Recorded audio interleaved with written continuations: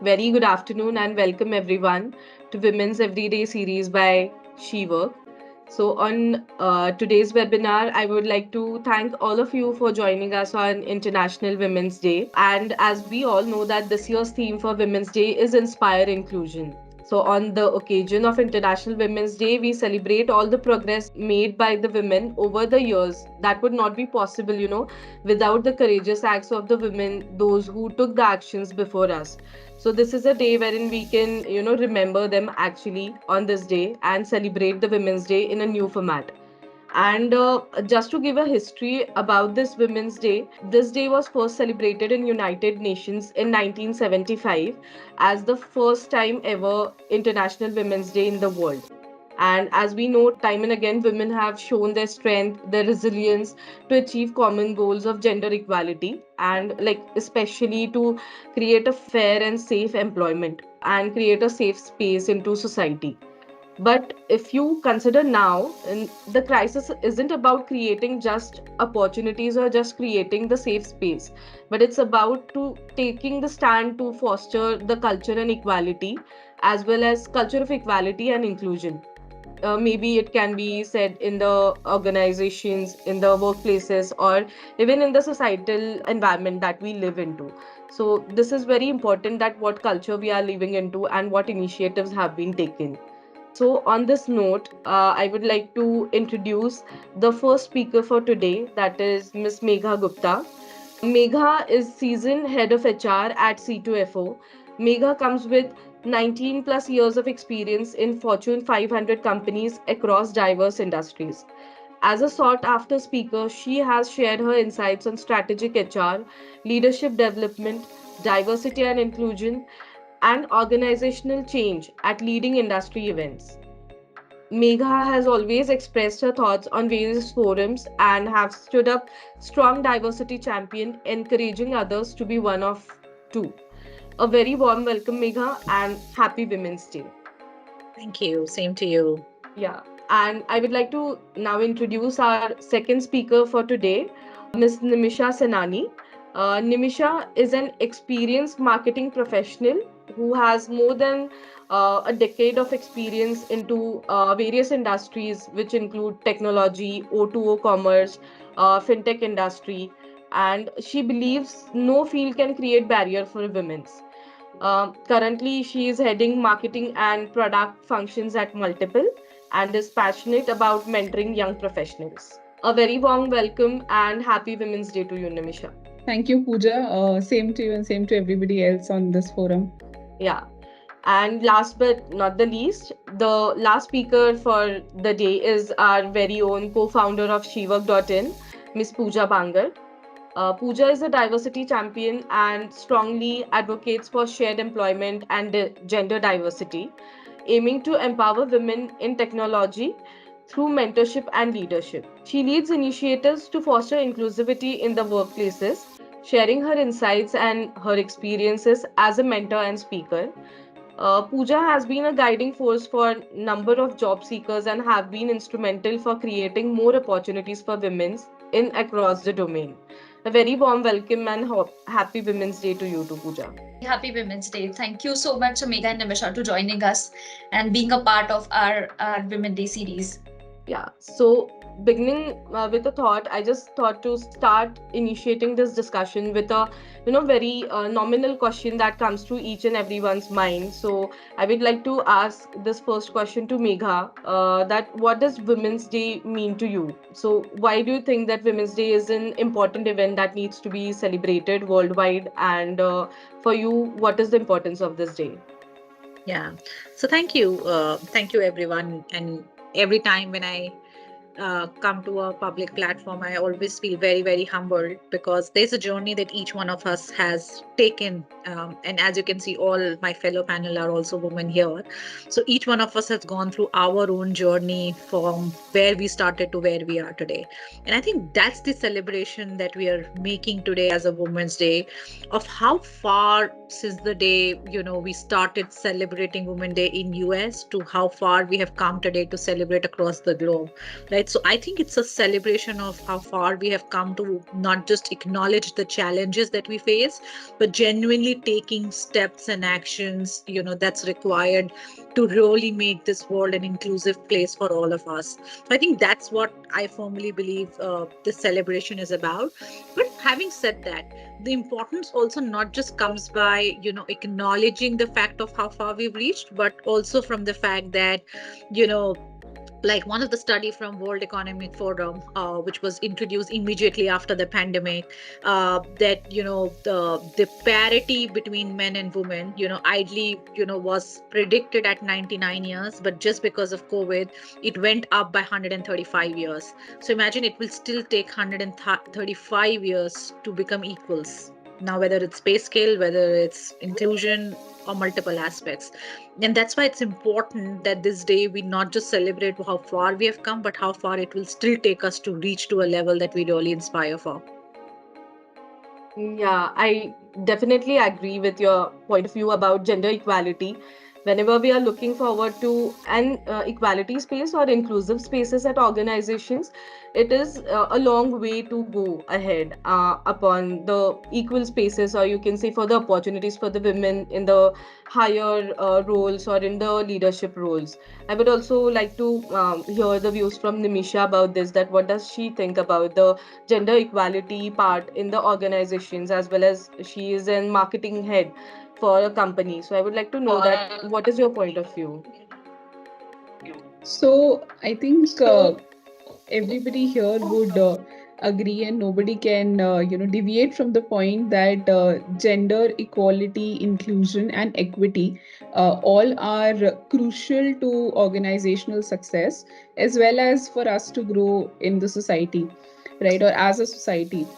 So there is no debate about it anymore. I think there has been enough studies to prove that organizations which are more inclusive and are hiring more in terms of diversity and are providing opportunities for everybody, not just for women, but diversity across region, sects, and races. So they are more prone to growth and profitability as well, right? So from an organizational lens, I believe that, see, as leaders, and coming from a very non human resource perspective, I'm saying simply from a very business aspects of things, as leaders or managers, there are certain KPIs that all business groups have to adhere to, and the business goal of the company as well.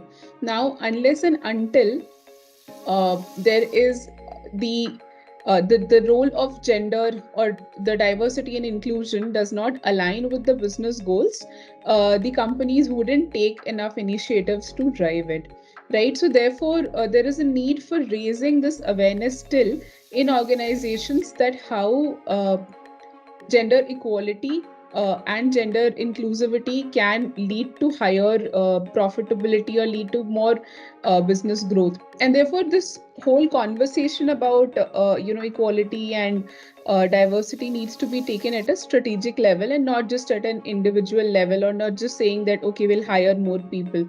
So that is just the beginning of things, right?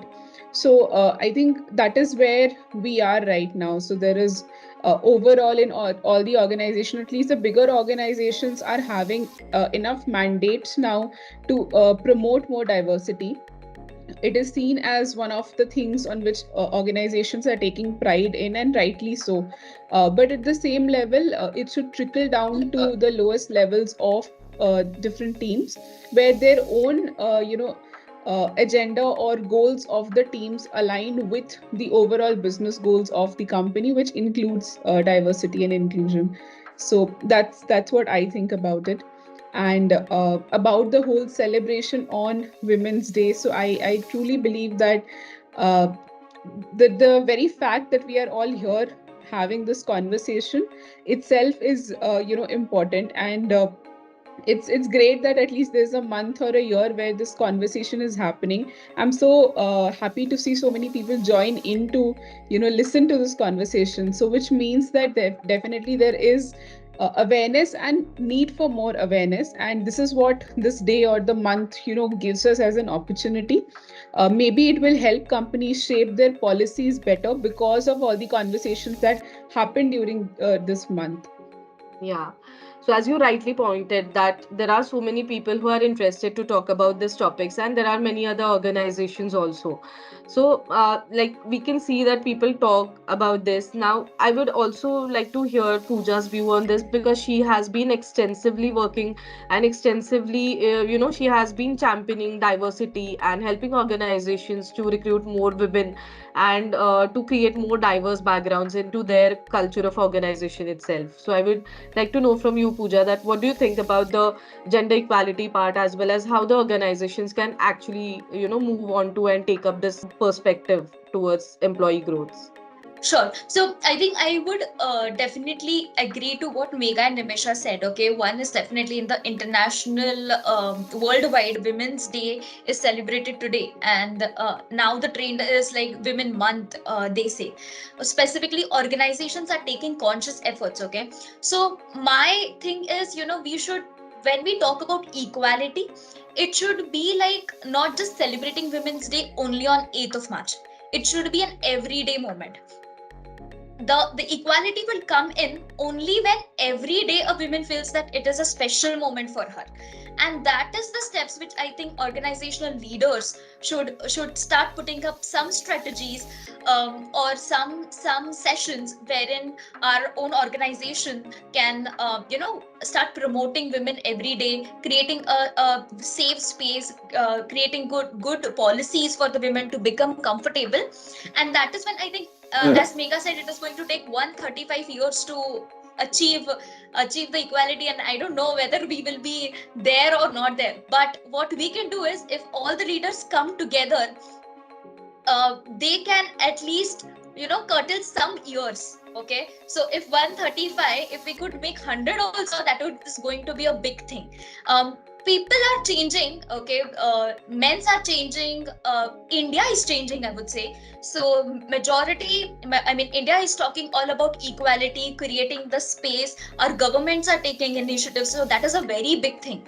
So it's not just 1 or 2% who has to take efforts, but everybody. When all the people come together, join their hands and start making the change in some or the other way, baby steps, I would say, that is going to create a Women's Day every day.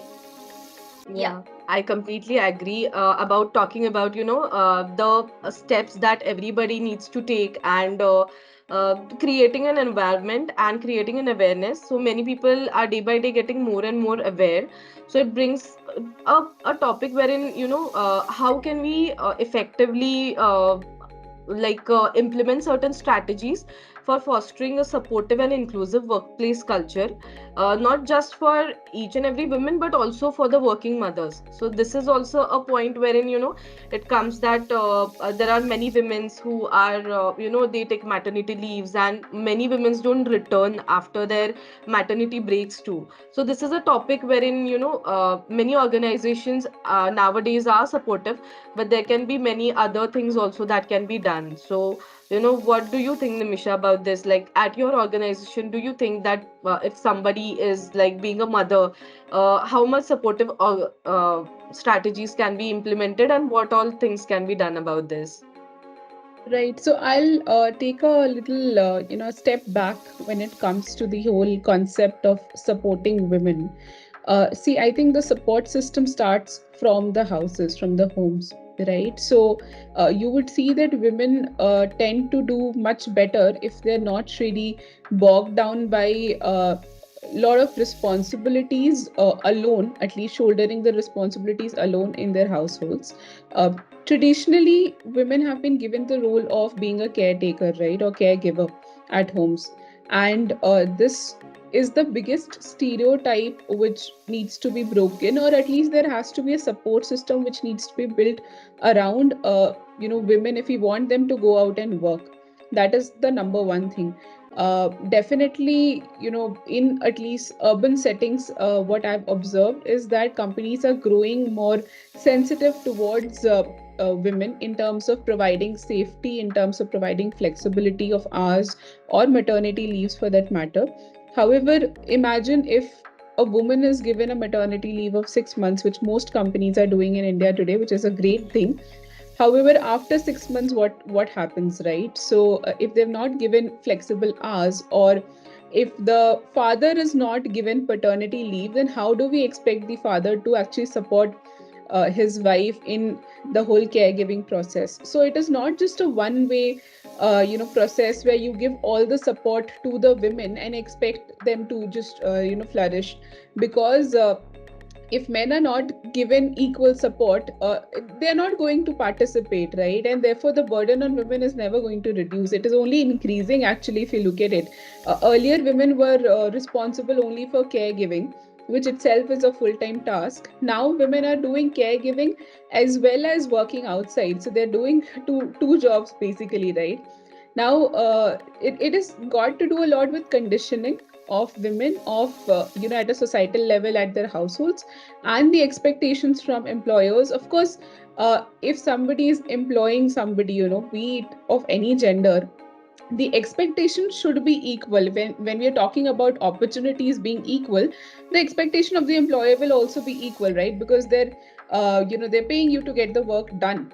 However, are we if you're creating enough flexibility for women and men to do their parts in the caregiving and in managing the household or their children, that is when we'll actually see the equality actually happen. Otherwise, it's about just giving all the like you're giving the weapon as well as the responsibility to the woman, that okay, now we've given you flexibility, now go and do it. But the primary burden again falls on the woman. So I think at a strategic level, at a policy level, yes, there has to be more flexibility, there has to be more support at every level, but also equally for the men, because till date the primary responsibility of being a breadwinner lies on the man, right? So if that is not going to change, then how do we expect society or employers to change? So it starts at a very deep root level, from the conditioning, from the way we are from the way we are actually brought up. So I think that is where the tweak really needs to happen, which will percolate into our workforces. Now, who constitute the workforce, right? It is people like us, men and women, and all genders, right? So, if the biases are anyway inherently built from our households, it is not going to change at a policy level, because the policy makers themselves are biased. So I think these biases need to be addressed much early on in the lives of, as in the growing up years of the children of whichever gender. So I think that would percolate gradually. At a organizational level, of course, more discussion needs to happen to support the existing employees, in whichever way possible. The best way is to provide flexibility enough for mothers, especially in the early years of their motherhood, which would help them in balancing their work in a better way. And paternity leave should be mandated. That is my stance on this. But yeah, in India, sadly, it's not. But that's where I stand on it. Yeah, I completely agree upon this point that organizations need to come forward to implement certain paternal leaves or certain new initiatives wherein women can feel more comfortable that they can work along with their children. It should not be a usually a hustle, because it doesn't become a hustle for a man. So, being a head of human resource, Megha, I would like to ask you that what is your point of view about this topic upon, being a working mother? How does it impact, and what are the steps that can be taken at the organizational level, wherein it can help women also as well as men also? Yeah, great question. And, probably a topic that has been from ages, right? Because if you look at, some of the women that who inspires me, whether it's Lena Nair, who's today a CEO for Chanel, came from a very humble background of Kolhapur, moved to HR, and then from heading Unilever as an HR today, become a CEO for Chanel. Imagine the growth trajectory she had. Or Indra Nui, which obviously is, probably an inspiration for many of the women, today, of how she has grown from, again, a very, very humble family, from, being the CEO of PepsiCo.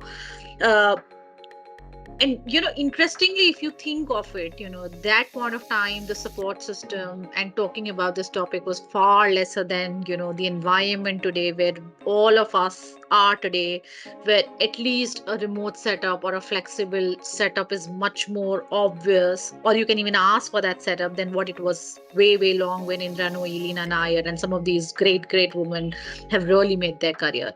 So, for all the women, who are listening, let me call it out, and I like to call spade a spade. It's never easy.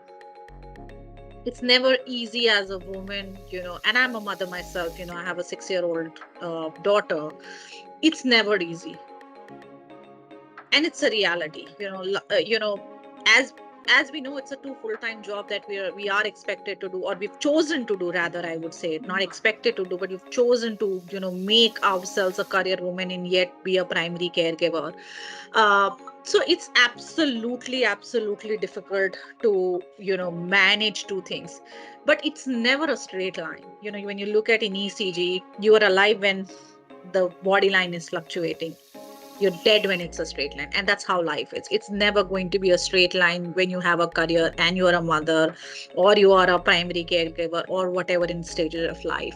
So you have to think about your career and family, as there are going to be times when your career demands you a lot more than the time that you would like to spend with your family. But at the same time, that career should also allow you at times where your family needs you more than what your career demands to be. And if your career is not supporting you through that, then maybe you're not in the right place, whether it's the organization, whether it's the role or the environment that you're supporting.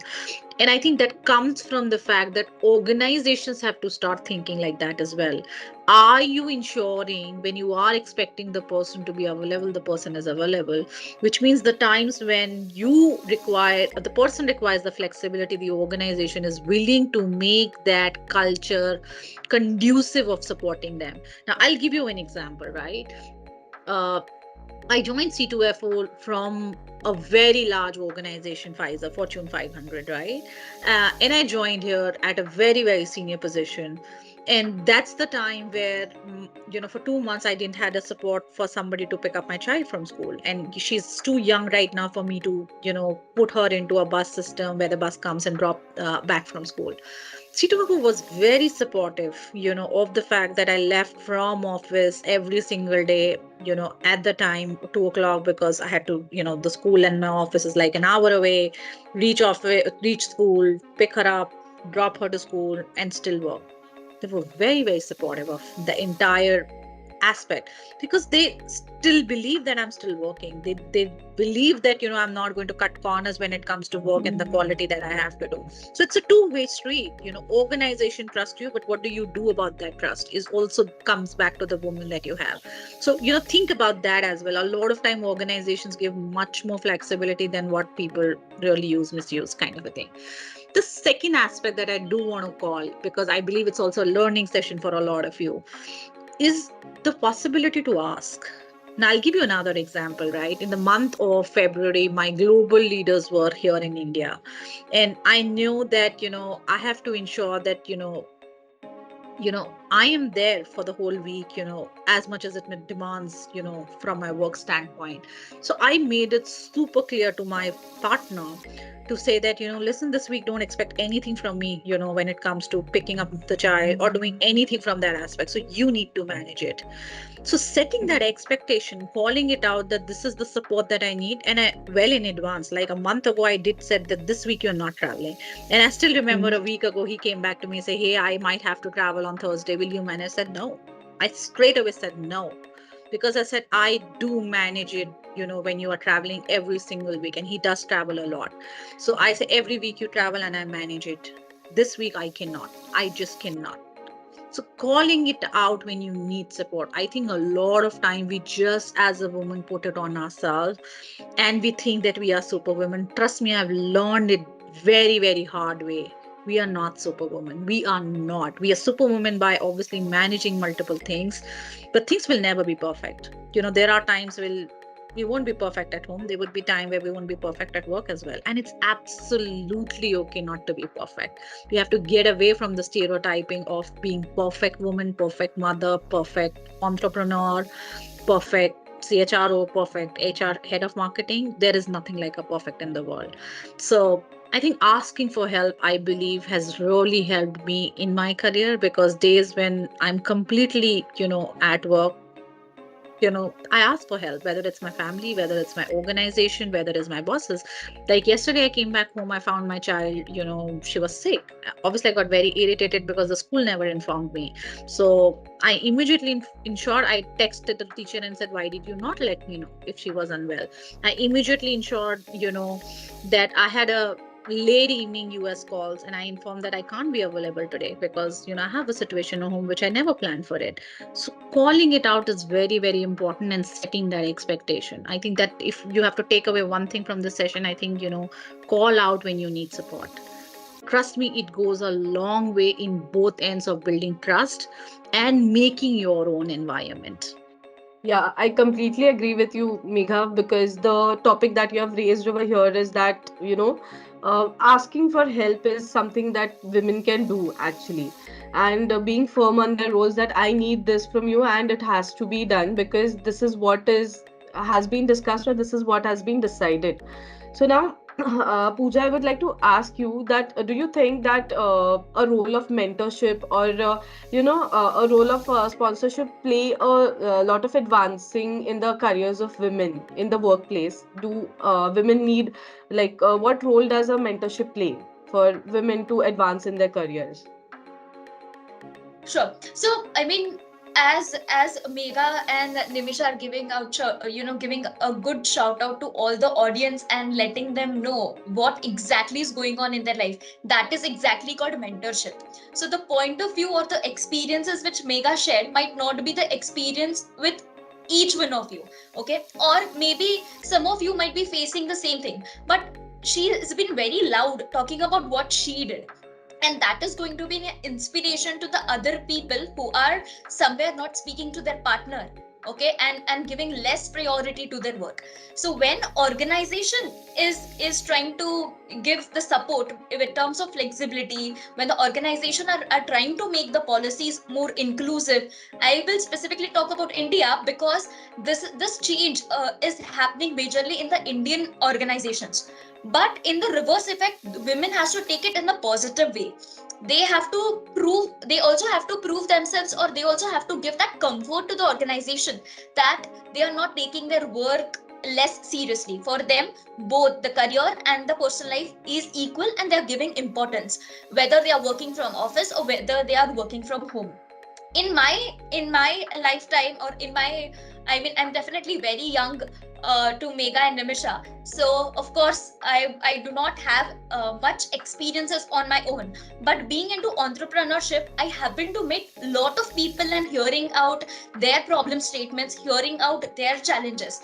So sometimes it's like, beyond your limit of thinking, people are facing something, facing too much of challenges. So I think mentorship is definitely very important for the women. So they are going to learn from the mentors, okay? And I would say mentors are the leaders, that is the management. And I say management play a very vital role, because in management itself, it's like man age. So the person coming with the huge experiences, okay, men, is something, they're all colleagues or all subordinates they are going to guide. And T is the technology, or T is the, what do you say, their mentorship, which is going to explain their colleague, and that is what management is going to play, or the mentor is going to play.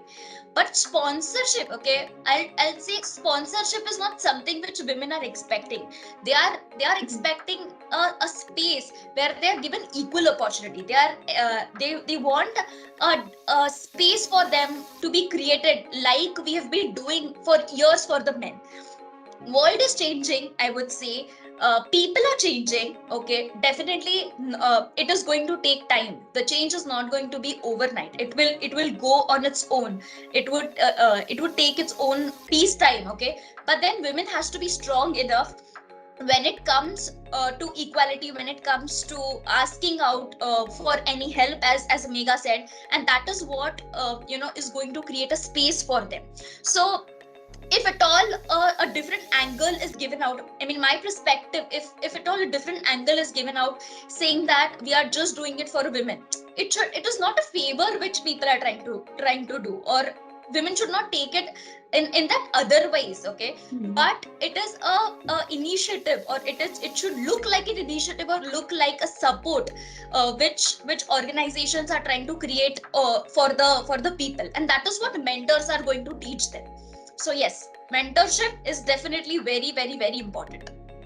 Yeah, so Megha, what you shared actually is so resonating. So even I went through a similar situation in 2021, wherein I was needed to be at home and take care of my mother. And so I had moved, in fact, to my my parents' place and living there full time just to support her.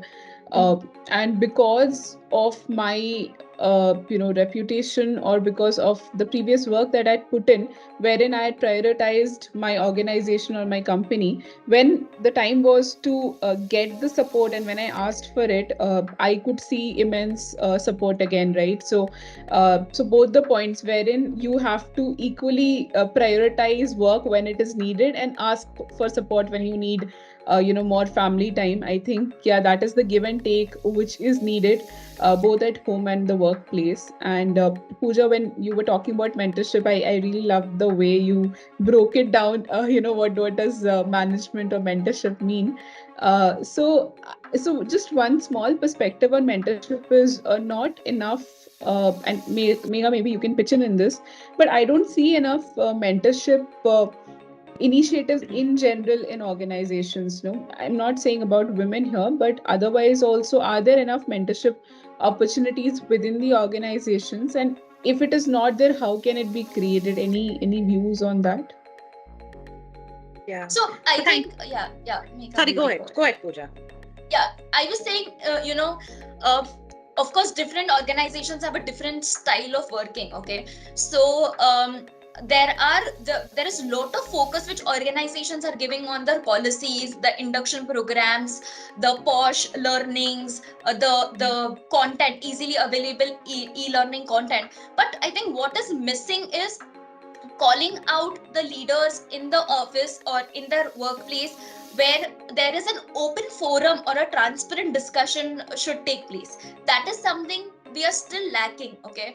I mean, I would like to share my experience. Last year I was in Australia, where I happen to see the different world altogether when it comes to the people managing their work, the people, taking up their opportunities, the organization making it more inclusive. So I saw people just working Monday to Thursday. That's it. Friday is like no work for them. After 4 o'clock, 5 o'clock, nobody's in the office. Okay, so that kind of a culture I happen to see there. Okay, in fact, even the pay, they get an advance payment. So in some organization, but I think there people are working in a different style. Okay, every Friday I saw one of the organization um, doing an open conversation forums over a lunch or over a breakfast, where people happen to speak about what challenges they are facing, how they are facing. So that is something still I have not heard much happening in India. And there is still a room where mentors can, or the leaders can organize such sessions, not just within the organization, but the open audience, whosoever is willing to come and join, having it very transparent, closed between the walls, and the conversation can be kept confidential. So I think that is going to help a lot to the people.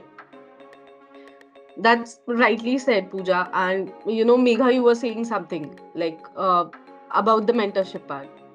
Yeah. So, see, I'll put another, twist towards that, right? While formal mentoring is very important because, there are a lot of times that mentorship goes beyond your current relationship with your people manager or the team, around you. But I also believe that there is a lot of informal mentoring that continues to happen.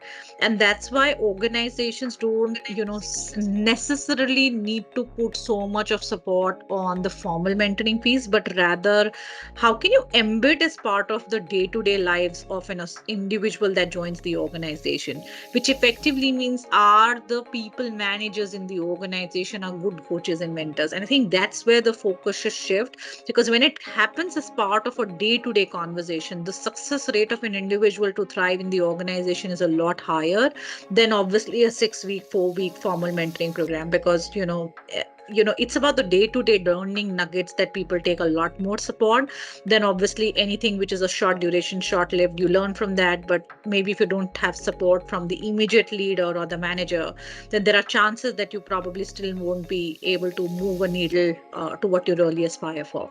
So I feel organizations needs to start fundamentally thinking about competencies as a people manager to be a good coach, to a good mentor. How do you support a individual, and that has to be an ingrained culture of the organization than a special initiative.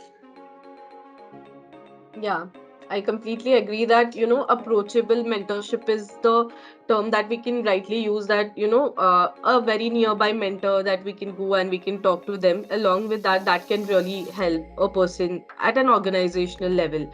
Now we have seen that many in the board room meetings, if you see in the leadership roles, there are women, but there are not many of them. So I would like to know, Megha, your perspective being a women leader. What do you think that what women should, step up, or what should they do to come more into the leadership roles, and not just women, but as an organization, what they should do to, promote women more into a leadership roles ahead?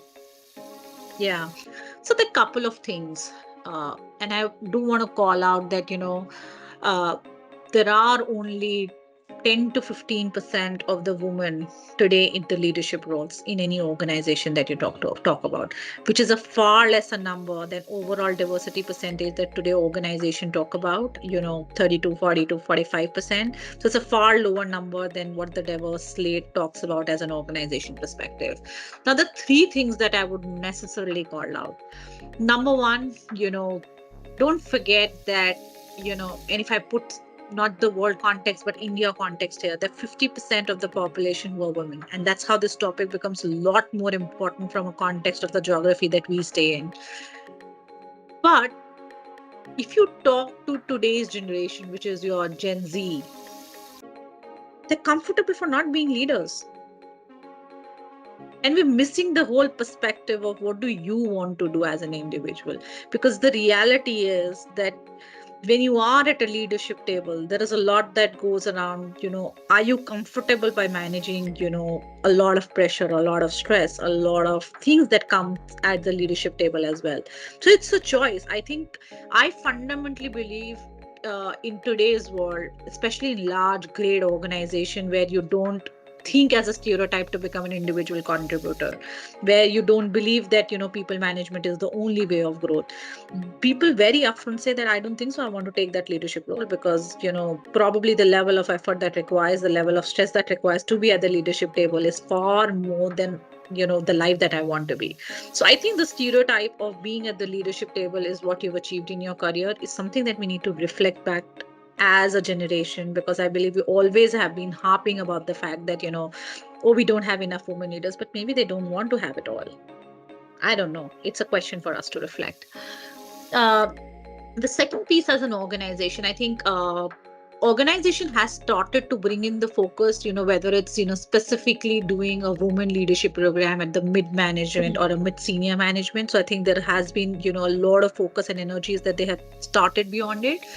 But let me talk about an interesting study that came into existence, that when a woman is at a mid senior leadership level, how she walks, how she talks, even the single aspect of, if she's very passionate, she's talking about numbers, men will comment around the fact, hey, she doesn't have a heart. right? And if she's too empathetic, then you will talk about, hey, she doesn't have the cut because, oh, she has so much of emotions. But when the men demonstrates the same behavior and they're very cut, towards taking decisions, then you will say, hey, he's the right guy. He's very sharp. He's not afraid of making a decision. And when he shows emotions, then you will say, hey, what an empathetic leader that he is. It. So the world is very, very cruel outside, and it's the men who judges more than what women actually judge each other. So I think, organizations has to really focus around who's making that decision, right? And a lot of time, women don't even realize it's actually not the supervisor who makes the decision. It's actually the peer group who talks, about you, who makes those comments, and actually those comments then is heard by the leadership team, and that's how the trust and the confidence really comes in. So it's not about the skill; it's about those softer aspect which goes around the room, which makes a decision of whether you are a leader or not. So what organizations need to really decide, when somebody fills in a leadership position, what do you really need? That these nuggets make you more confident, or it's the actual reality of the role that makes you confident? And these are the unconscious bias that we need to take away, when you fill in a leadership role, to say that are they really biases, or are they genuine need for you to consider to promote somebody or to not promote somebody? So I think it's very important at that table for people to have larger risk than what we have today, because today we want a superwoman, superhero to fill a role. Or are you comfortable with, hey, if you're 80% there, it's okay for you to fail, because obviously there always has to be room for failure. Why don't you learn faster? The third and the most important aspect that, I do want to call out, as a woman, is, when we think about, the leadership positions, how many times we ourselves judge. Like, there's another study, and I'm sure Pooja can, really comment on that as well, but there is a big study that, there was an organization who posted a job, internally within the organization, and they found that only 40% of the women within the organization applied for that role within the same business function. Whereas when the same description was put in, there was almost 60 to 70% men applied for that job requisition as a leader. When it asked for the 70% of the women who did not apply, they said, hey, I was only meeting 80% criteria, so I didn't feel that, I'm good enough for this role, so I never applied. Whereas for the men, when you ask the same question, why did they apply? They said, hey, I was 50% there, so I thought, rest of the things I can learn on the job. So it should be easy. Why should I not be selected? So it's about, we put so much pressure on ourselves to be like 100% fitment of the role before we think that, we are ready for that. Which means that when we have the conversation with our manager, are we underestimating ourselves? Are we saying, I am ready, I can take it on? Or I'm saying, hey, I understand, there might be still room. Let me go back and learn, and then maybe I can fill the position. It's all about the confidence that we are demonstrating at the job. It's about the confidence to say, hey, I don't know it all, but it's okay. I can learn it and I can do it. So don't, Very rightly said, yeah. yeah. So don't underestimate yourself. You know it, you have the confidence and the attitude, go for it. And I think that is what differentiates today between, how we approach a leadership position with somebody else. Yeah. Yeah, I True. completely I mean, agree. Now, I would just yeah, like to please, add Pooja. one thing, Megha, here, like courageousness. So women are lacking there. So they have to be a little more courageous, because, as you said, 80% is a huge percentage, and you should give a shout out. Interviewer are not going to, say, why did you apply it? Okay, they are going to judge on what skills you are going to put it on the table, and that is something which women's are lacking. Second is, supporting one woman to another. Okay, I've seen that, whether it be their own colleagues, whether it be the friends, or say, their own siblings. Okay, the one thing what I've observed is, people, in women, there's still kind of a jealousy factor which pulls themselves or some other persons down. Okay, that is something, women should overcome. Ultimately, to achieve something, it's not you cannot do it by pulling the other person down, but by encouraging the person, standing next to it, okay, doing your 200%, okay, and let people judge whether whether the person is going right way or the wrong way. Okay, so if we as a women do not support other women, that is absolutely very wrong. That is something which as an individual person should change. Yeah, I completely agree that, women should be supporting each other. So I would just And like to, Pooja, revert this. just to Yeah. break a stereotype, in my experience of last 19 years, I feel men are more jealous of women than women being jealous of men. I mean, I believe it's a stereotype and we say women. I'm not denying that women are not jealous, but I've seen when a woman is in a leadership role, men come more, Yeah. jealous and said, how can she take a position? And they actually end up doing a lot more things in and around than actually a woman does to women. Absolutely. Even this has Absolutely. been my observation as well, Megha. And in fact, there's one more point which, talking about women supporting women, I think it's not the lack of support. However, men do tend to champion each other more. Like if you just take an informal peer group also, just because of the whole concept of social bonding, if they have one drink together, they'll be like, this is the best person for the job. Yes. Whereas women, because we have the standard set so high for ourselves, we also, it's not about judging the other woman, it's just that we expect so much more of ourselves and our peers. So it goes in the saying that okay, 80% if we expect ourselves to be ready, we also expect probably the other woman to be ready. So we would give them maybe the support in terms of guiding them, or maybe telling them okay, they should be doing this, they should be doing that. But somewhere the championship is an attitude which men tend to have much more, sometimes outrageously more, like it is not even needed. But yeah, I think women need to support each other by championing each other more and just celebrating each other more. We tend to be more conservative. It is not because we are jealous, it is more because we are taught to be more conservative, taught to not celebrate our successes so much in public. So I think those are very, again, like attitude shift that needs to be done in the conditioning itself. So but yeah, but Mega, I do agree that women do support each other. I mean, every time whenever I have felt that I need support, there has been another woman who has always come out for supporting, so that there haven't been any lack of support. And men also support. It's not a gender thing, but the way men champion each other is just like crazy, and something that we should learn from. I completely echo that. I completely echo that. Yeah. So, like rightly said, that women are someone, like women should champion women's. They should support each other, as well as there should be an environment wherein the platform or the organizations, if they want to hire more women. So I would like to put up this question to Megha. Like, do you think that organizations do need more like a support from and hiring platforms which can help them hire more number of women and to manage the ratio over there of their diversity ratio, or you can say inclusivity ratio? Let me answer it differently, right? Uh, if you want to listen to songs today, do you go to YouTube or do you go to Spotify? Usually Spotify. Spotify people go. Yeah. Right? Similarly, if you want to play games, do you buy a Xbox or a PlayStation, or do you probably just go to again some of the places and just play games that you have on your mobile, right? Probably buy a PlayStation because of the game that you do. It's about the same thing, right? If you want focused results and outcomes, then you have to go to a focused platform.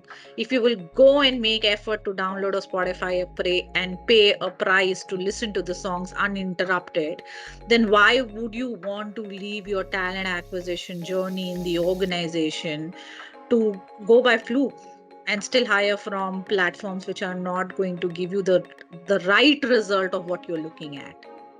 I think that's my short answer. Okay.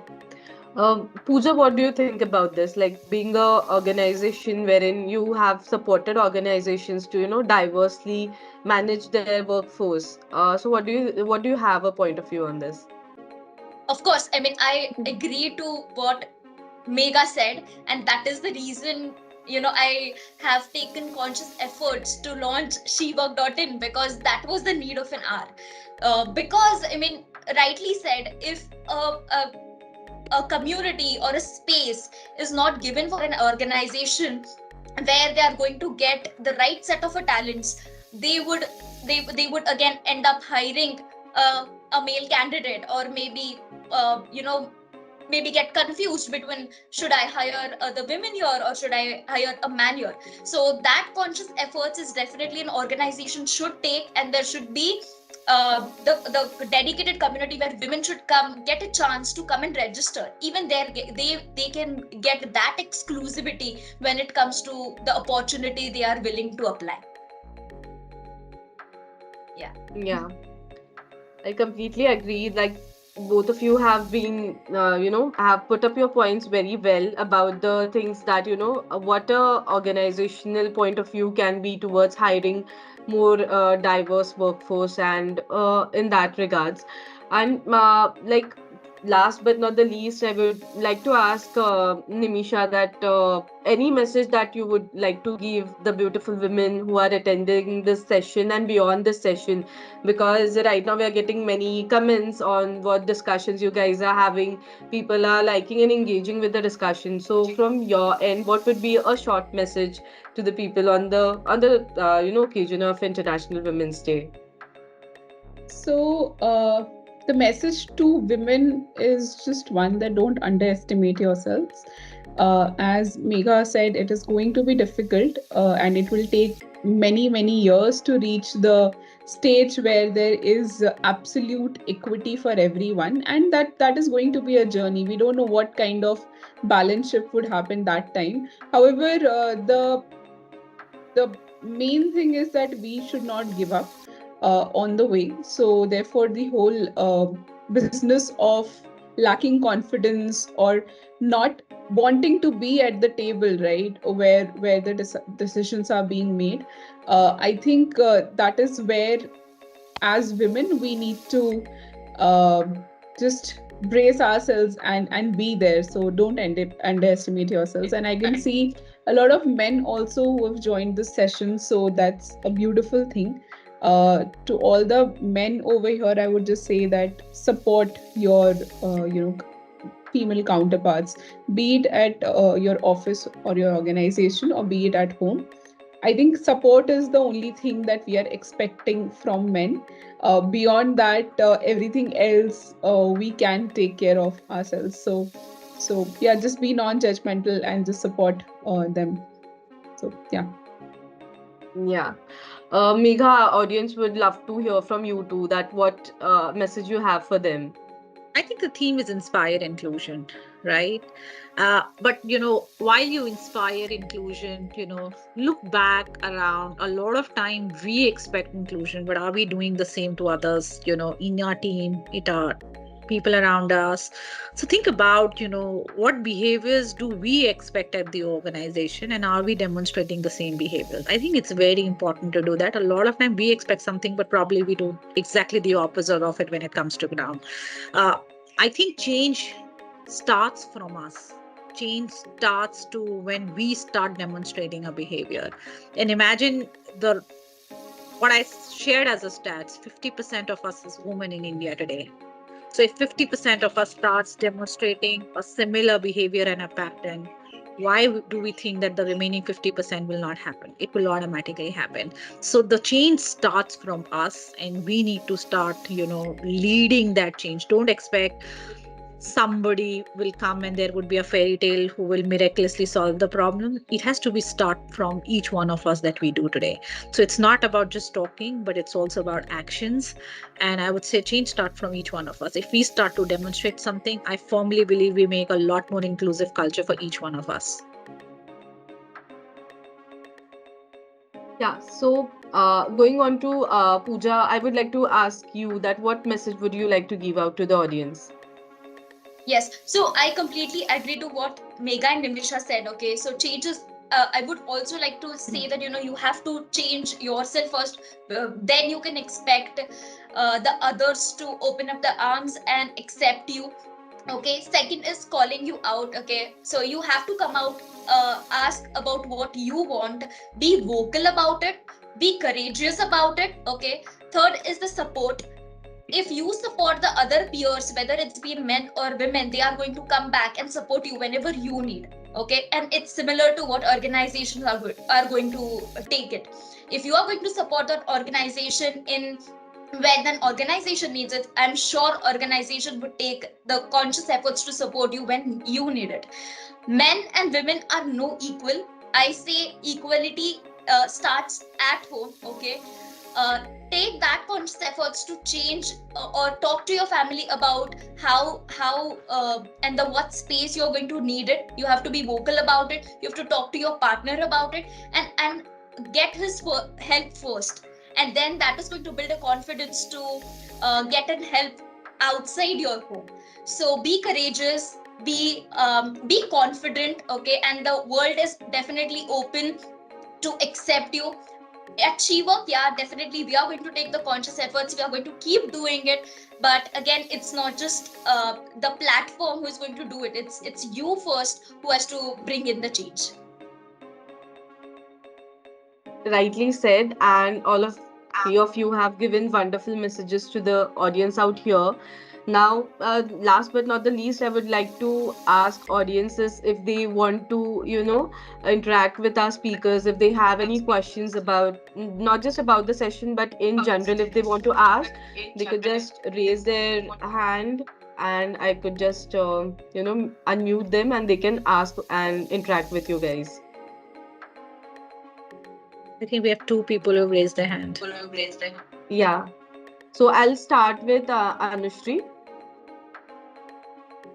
Anushri, yeah, you can start.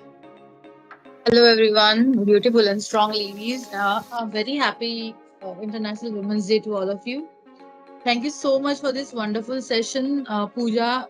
Thank you so much for arranging this for us. Nimisha and Mega, hats off to you for sharing, mind blowing insights that sometimes I come across as very strong feminist, but the thoughts that you shared today was, I mean, they were very, eye opener. I mean, I am a mother to two kids, but when it comes to managing work and kids, I always feel that I have to, do it all. And maybe I get overwhelmed because of that, but now I might be able to think out of the box and maybe outsource few things and not feel sorry for not doing everything.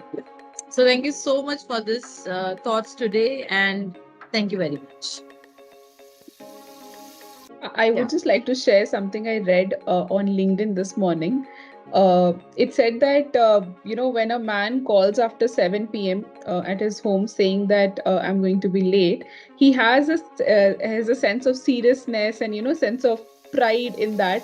Whereas when a woman does so, she has in her tone there's guilt. So that's the difference between being a man and a woman, and probably the whole conversation that we're having is trying to bridge that difference. Very true. Yeah. So I'll take the next one. It's Ragishri, so I'm allowing her. You could speak now. Ragishri, are you there? Okay, I think so. We missed out on her. Hello. Yeah, yeah, Ragishri, you can go ahead. Okay, I didn't realize that my mic is off, and I kept on helloing everyone. So Oh, no the worries. happy International Women's Day to everyone, all the beautiful ladies. And the session was wonderful. My friend Ritu, who is here on the call, she told me about this online call and meetup, and I was so excited to join the calls. And it was a wonderful session. One thing that I just want to share, that as women, we don't compete for the physical strength a man has. All we want is a support, a recognition, and equality in terms of opportunities. So it is very important to have support at home, at workplace, even a small support. I'll just give you one example of my husband. I work in an IT company where I have client calls at night because all my clients are US, Canada, Australia based clients. So when I tell him that I have a client call at 10 o'clock or 9 o'clock, I won't be able to cook, can you do something? So he supports me throughout this whole thing. He says, you don't worry, you take the call, I'll prepare dinner for us, and he does this. So that is one small example of how support should be and what we as women expect when we talk about equality, when we talk about opportunities. So this Women's Day, I just hope, and every Women's Day I keep on hoping that women get equal opportunities and equal support from all the men, all the people around her, and make her feel special, strong, and empower her with support. Thank you. Yeah, so it was wonderful. Like, it was a wonderful session today. We had discussions on very much insightful thoughts about which came up from our speakers also, and we are, utterly delightful to have you guys. We thank to the audience also who have been so much interactive and they loved our session. So, that's the thing, and we conclude this session for today. And I would like to let all the audience know that we will be coming up with more episodes into Women Everyday series too. So stay tuned. This is an the whole month series which we are carrying out on every Friday of the week. And stay tuned for more updates on our social channels. And thank you guys. Thank you to our distinguished speakers for giving us time to join in and have a session. It was wonderful talking to you all. Thank you. Thank you so Thank you much. so much. Yes.